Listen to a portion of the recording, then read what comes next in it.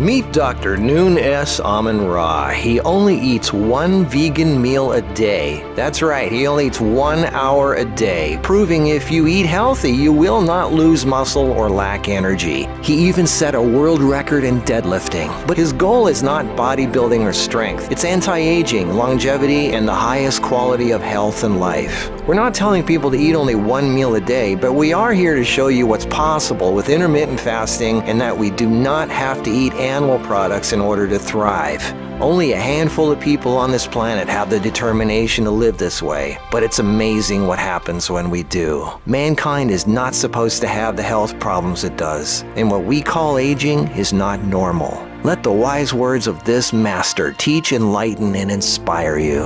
Hi, thanks for being here today. It is my pleasure. So, you only eat once a day. That is so. I saw a video of you on the internet where you were a deadlifting champion. That is so. I'm presently the world deadlift champion, drug-free world deadlift champion in my particular class. I hold several world, national, regional records. Cyclic fasting, for instance, is known to potently promote growth hormone release. So throughout the duration of a daily fast, your growth hormone concentration tends to increase.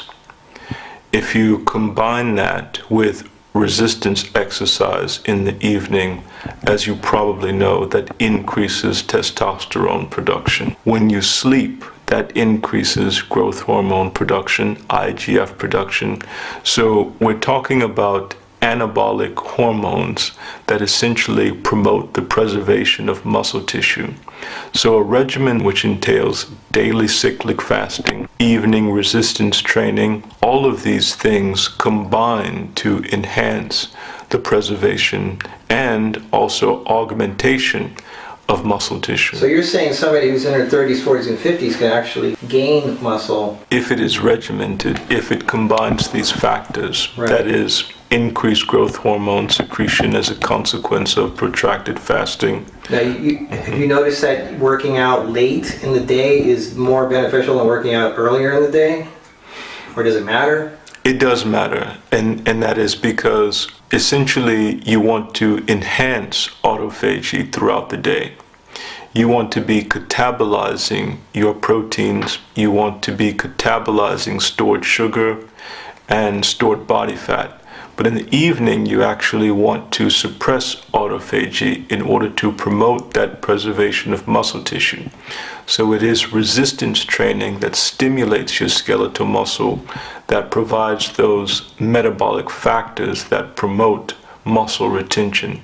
So yes, evening is best to do resistance exercise. This is actually good advice for even women that are older, postmenopausal women, because working out your muscles is part of what keeps you young. Indeed, indeed. You got to do weight training. Even if you're an old lady, you got to work otherwise your bones go weak, everything starts falling apart. It's important. What you're saying is it helps keep you young. This isn't a vanity thing. It's part of what needs to happen in your life. Indeed, indeed. And sarcopenia, that is age-related muscle wasting, muscle loss, is a major catalyst for premature mortality, especially in women. Right. They say that the older you get, the more you lose muscle, the more you lose your hormones, the more you start slowly, basically falling apart. What you're saying is, if you keep working out, that doesn't necessarily have to be the case. Yes, that is quite so. You can definitely avert many of those changes and slow down that process. So you found that you only have to sleep half as much as the average person. Yes, that was one of the first things that I observed. I was able to do without as much sleep as I had previously, and I was able to recuperate from exertion far more rapidly than I had been in the past.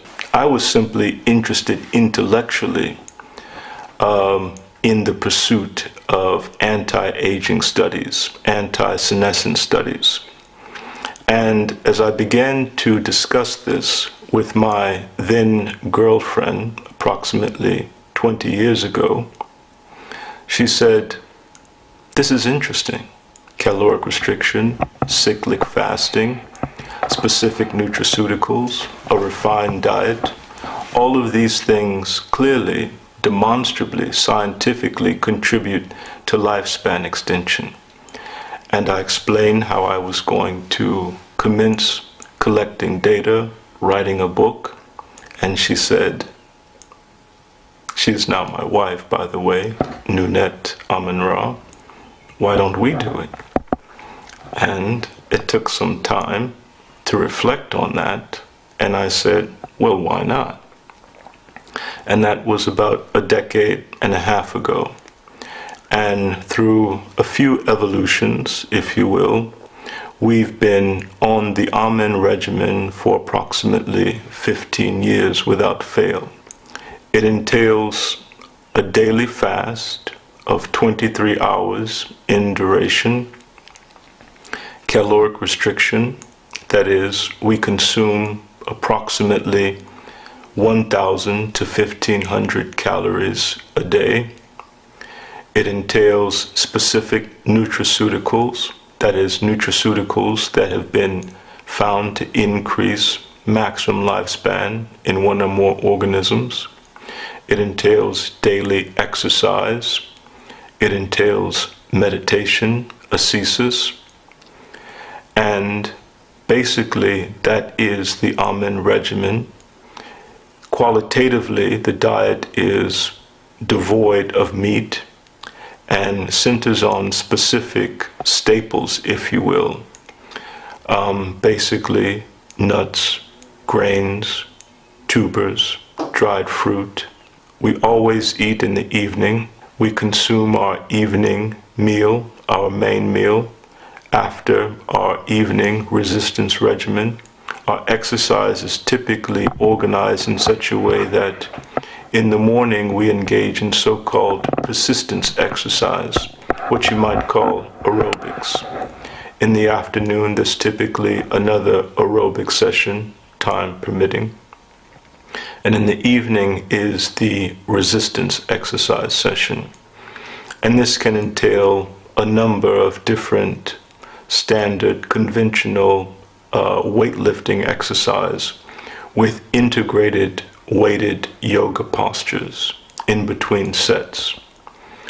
And after this evening resistance session is meditation, our final meditation session, because meditation is interspersed throughout the day. We meditate in two different postures, and one of those postures I can demonstrate to you briefly.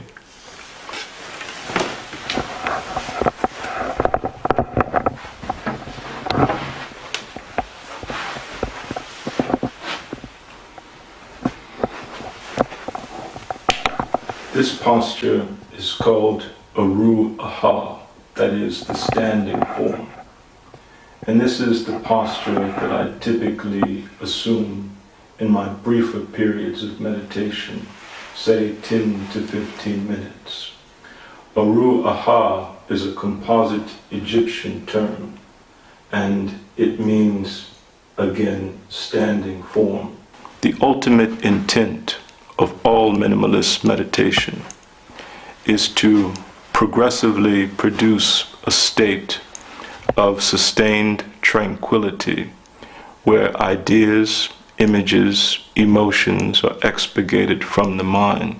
There are essentially 10 domains of interventional studies, what I call the tetractys of anti-aging interventions. Several are fundamental.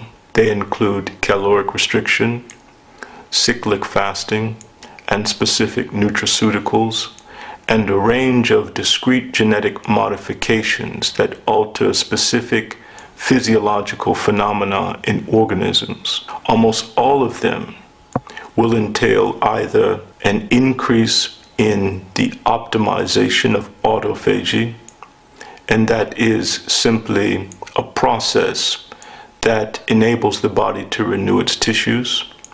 Glycation is an important phenomenon.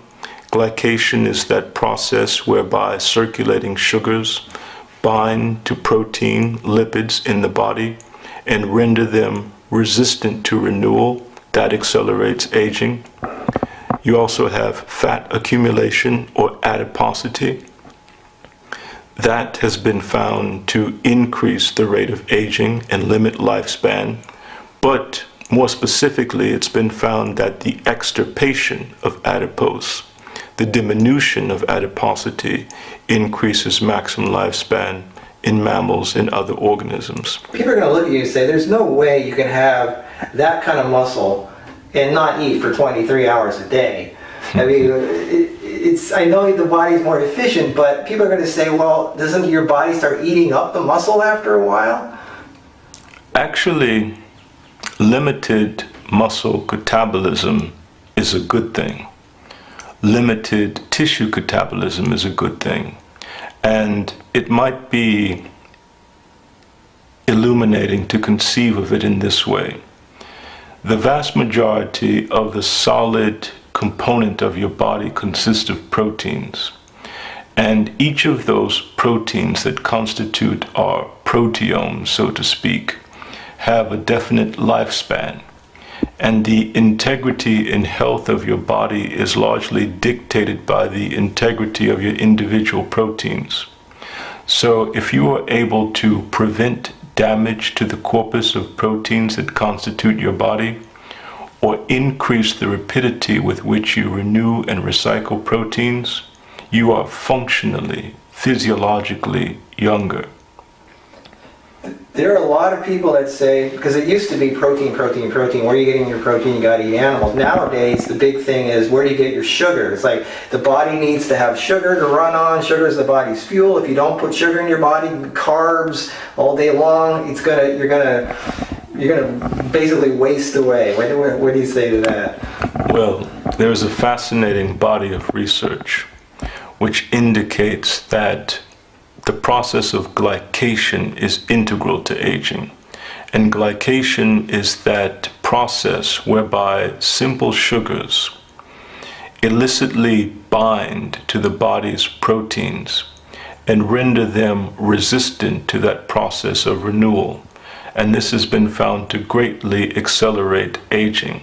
That's one aspect of it. The other aspect is that when scientists have subjected animals to a low glycotoxin diet, that is a diet that is low in so-called advanced glycation end products, this independently increases lifespan. So you have a concomitant effect. If you reduce the endogenous generation of glycation products, and of course the best way to do that is simply to reduce your circulating sugar concentration to the lowest extent practicable, and you avoid or reduce your assimilation of exogenous advanced glycation end products, which are created upon cooking and are extant in various foods, whether cooked or not, you can increase lifespan through this avenue of glycation restriction. And this is one of those interventions that are included in the so-called tetractys of anti-aging interventions, that is, glycation diminution. And this points to the fundamental importance of cyclic fasting as an avenue of lifespan prolongation, because it is cyclic fasting that most potently suppresses the concentration of circulating sugar. The lower the concentration of circulating sugar in your body, the less sugar you have to attack your body's tissues and to render them dysfunctional, if you will. Where would you say you get your energy from if your glucose levels are kind of low? That's an interesting question. Most individuals have an appreciable amount of energy stored in adipose. And this points to another element of the tetractys of anti-aging interventions, and it's that if animals are rendered lean through either surgical extirpation of adipose tissue, targeted genetic interventions which decrease adiposity, that increases lifespan independently. So in a convoluted way, what I'm saying is that when you don't consume exogenous sugar, you make use of that stored adipose And that extirpation of adipose independently promotes longevity. Right, obviously you can get energy off of fat, but you don't have a lot of fat on you, so where do you get your energy from? I like your question, because that points to the third avenue, which is autophagy. When you deplete your glycogen largely from your liver and your skeletal muscle, and again, the morning aerobic exercise stimulates that, and you have a low content of adipose tissue, your body makes use of stored proteins. It catabolizes all of your body's proteinaceous tissues and recycles them as substrates for energy. And that autophagic induction of energy metabolism, if you will, contributes to lifespan prolongation by renewing proteins more rapidly. Under sustained caloric restriction or cyclic fasting, skeletal muscle is preferentially preserved, and there are more labile proteins that are catabolized before protein and before brain tissue. So these are selectively preserved. So, okay, let's talk about your diet. So you eat a lot of nuts and, was it roots, starches, things like that? Yes, grains. Grains. And you eat all this within an hour? Yes, or less, yes. We have our tripartite meal, if you will. And by tripartite, I mean that the first thing we consume when we break our 23 plus hour fast is what I call the amino elixir, consisting of 3 protein sources: soy, spirulina, brewer's yeast, and ideally a dozen isolated amino acids. And the next thing we consume is the main meal, one of those staples of which I mentioned earlier. These typically include beans and rice. Typically we have one of 3 beans. Cannellini beans is my favorite, the red kidney beans. And when I say bean, this is the common bean, Phaseolus vulgaris. And there are many different cultivars. But one of the main reasons that we select the bean as an optimal staple, if you will, is because there are many properties associated with the common bean that accord with lifespan extension. And these include inhibiting the enzyme alpha-glucosidase, which promotes optimal glycemia, if you will. Beans are full of fiber, which really helps the sugar levels in your body. Indeed. It helps get rid of toxins. Beans, it's great. Indeed. It's probably one of the best cooked foods you can have. If you're going to go with cooked foods, it's great. Okay, go on, sorry. Roots. No. Yes, roots, tubers, rice, grain, and nuts and seeds. Fruit and fresh vegetation is not high on our list of staples, and that's simply because the cellulose and the water content take up space, if you will. So if you have a regimen where you're restricting your feeding to an hour or less, and you consume foods that occupy a large volume, have a higher water content, indigestible fiber, over time that can reduce your sense of satiation. So you want to have nutritionally dense foods in order to essentially derive the most nutrients in a minimal amount of time. Right, you want nutrient-dense food. And then there is the minor meal. And the minor meal is nothing more than a dessert. Typically nuts, dried fruit, often what you might call peanut butter and jelly sandwiches, or peanut butter and nesubat sandwiches, which roughly means royal jelly. That's one of the staples of our minor meal. And I say peanut butter and jelly with some reluctance, because it differs a bit from what you might find in a typical grocery store. It's simply crudely crushed peanuts and fruit preserves on bread. That's a typical dessert. A typical dessert may also be roasted peanuts with dark chocolate. I'm glad you said peanut butter, because I love peanut butter, and everybody says peanuts are bad. It's got the toxins in it. Aflatoxin. Aflatoxin, yeah. That is why roasted peanuts are actually preferential in our ethos, if you will, because if you consume raw peanuts or germinated or soaked peanuts, it promotes that growth of fungal organisms and aflatoxins. But just to give an indication of the scientific basis, there is an entire tractate with several sections that discuss multifarious epidemiological and interventional studies which find a relationship between longevity and nut consumption, and peanuts are particularly prominent in those studies. That is, it's been found that consumption of peanuts accords with lifespan. The particular variety is simply crushed crunchy peanuts with little added salt, no other ingredients. It's funny because almost all peanut butters out there, they have palm oil, sugar, and the sugar and all that. That's why I'm sometimes reluctant to call it peanut butter, because of the confusion. That is essentially the Amen meal, the tripartite Amen meal. Throughout the 23-hour fast, we typically consume teas and herbal infusions of various sorts.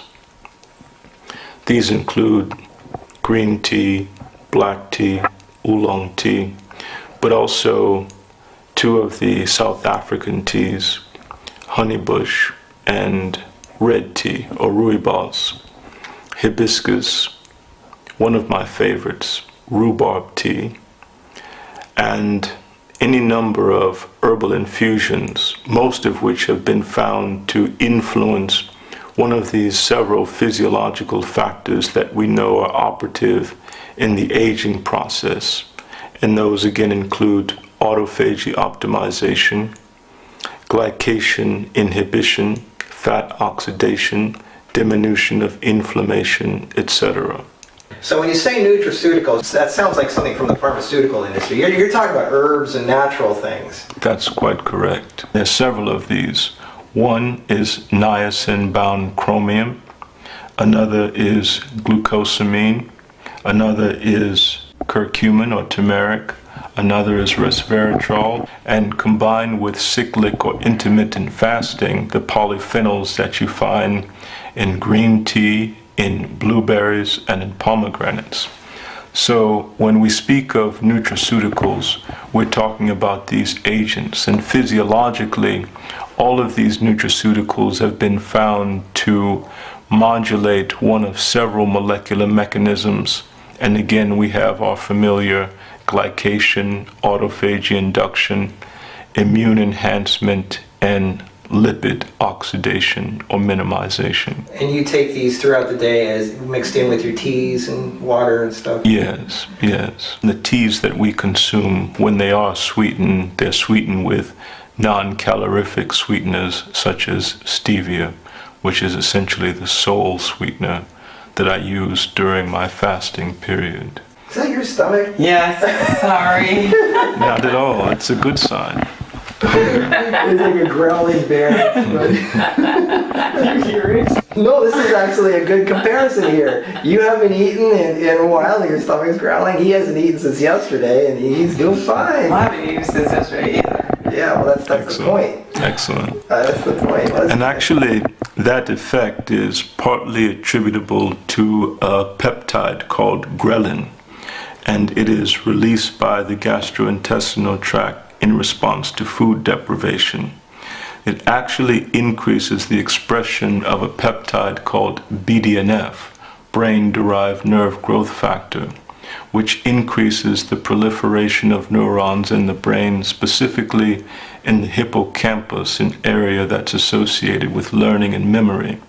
And that is probably among the reasons that fasting and caloric restriction increase mental or cognitive acuity. So this might explain people in India, they're mainly vegetarians. and they don't eat a lot, but yet they have some of the smartest people in the world that can like literally like calculate to the 100th decimal point. And these people that say you need meat, you need animal products, you need fat, you need sugar, you need all that stuff to function properly, you got it dialed into a point where you're proving you don't need any animal products. Correct.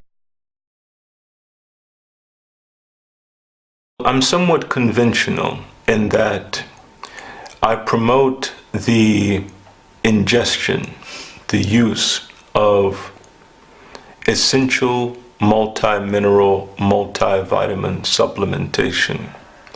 And whenever someone subsists on a calorically restricted diet, either quantitatively restricted or temporally restricted, it's important to ensure that you get the minimal requisite amount of essential nutrients. Right. And that's what I get from a standard vegetal micronutrient, mineral supplement.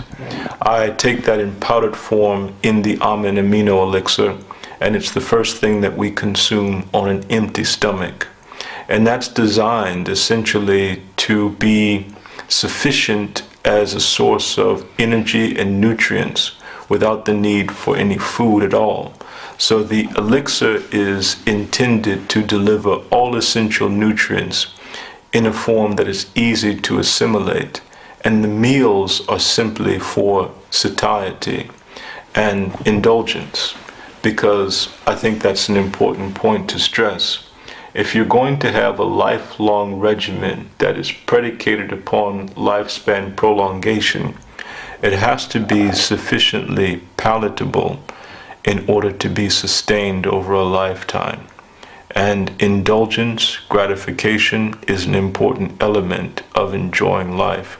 And we do find that our diet is very palatable, very enjoyable, even with the perceived monotony. We love dinner. Feeding time is always festive. It's always a feast, if you will. What the research indicates is that both cyclic fasting and caloric restriction greatly increase energetic efficiency, such that organisms can make do with less. All of their physiological systems become more efficient, and they're able to effectuate their physiological operations with far less energy.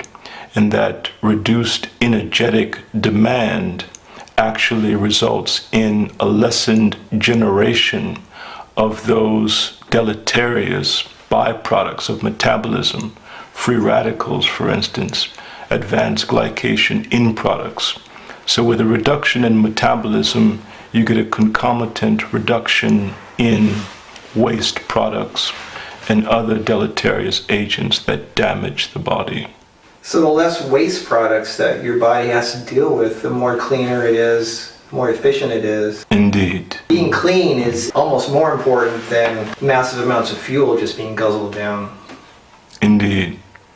Another effect that has been observed widely on caloric restriction, cyclic fasting, and other interventions that increase lifespan is a decreased detoxification capacity, and more specifically an augmented expression of so-called phase 2 enzymes or xenobiotic enzymes. And these are enzymes that are specifically expressed in the liver, also kidney and other tissues, that essentially convert toxins in such a way that enables them to be expurgated from the body more efficiently. So this is thought to be a major factor in the lengthening of lifespan associated with fasting and caloric restriction. So the organs that help eliminate toxins from the body, the liver, the kidneys, if they're cleaner, they can focus more on producing enzymes and keeping you running optimally rather than just cleaning the house and getting rid of unwanted garbage. Indeed. And also, as we discussed together, we are exposed to multifarious toxins that we can do little as individuals to avoid in our modern environment. So to the extent to which we can augment our detoxification capacity, we can protect ourselves from some of these toxins that would otherwise be ubiquitous, that are ubiquitous, and we simply can't avoid. Right. The toxins in the air, the water, even the negative people, it just drains us of our life force. Indeed. So the cleaner we are mentally, physically, and emotionally, the better we can thrive as long-living, healthy beings. Indeed. But I must interject an element of my philosophy, and that is I wholly accept the inevitability of aging. I wholly accept the inevitability of death. And my regimen is simply predicated upon postponing that process to the greatest extent practical. And having a high quality of life. Indeed, which is most people, uppermost. the last 40 years, they're just falling apart and Yes. complaining about the other people that... Indeed. Yeah. And it's important to have sufficient energy, mentally and physically, in order to arrive at the psychological, philosophical, existential state that you wish to attain before that ultimate end. Right. Do you have a website you want them? I mean, if they say, I want to know more, I want to buy his books, where do I go? You can go to our website, amintaeliteathlete.com, and it has a description of my overall regimen, the literature that I've produced, and how to acquire it. I don't sell my materials.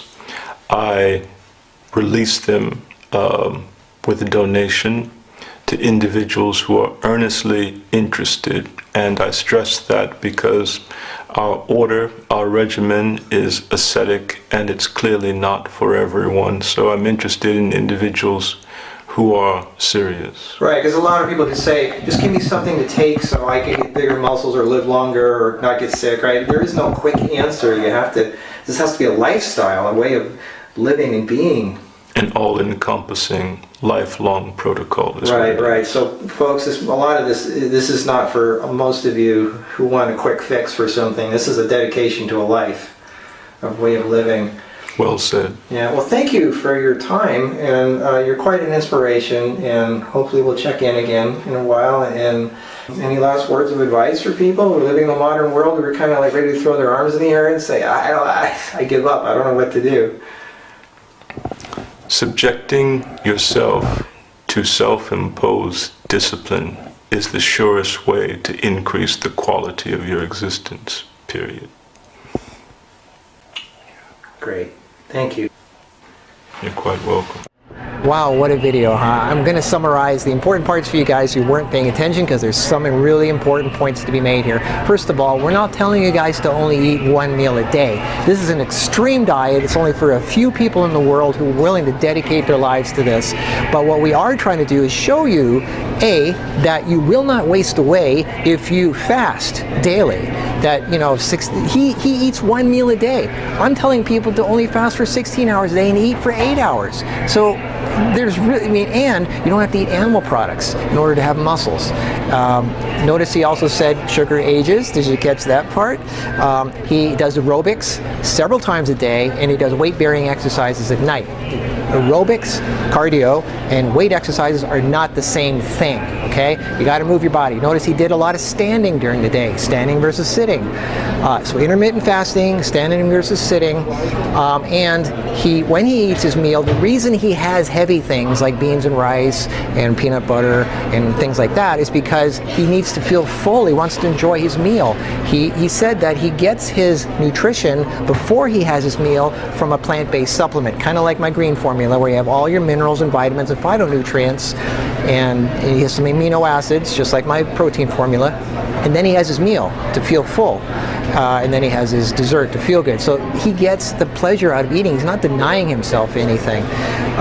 So he's very similar to Kjell Morberg in Norway, the wheelchair guy who healed himself and walked 600 kilometers across Norway, eating nothing but my green formula and protein formula, and having some cashews and coconut oil to feel full. Very similar to what Amin Ra is doing. He has his nutritional supplement, and then he has his heavier nuts and things, which you can also get some protein and substance from. So this is really inspiring. Notice he also said no stress, really important, because you will age and die if you have stress in your life.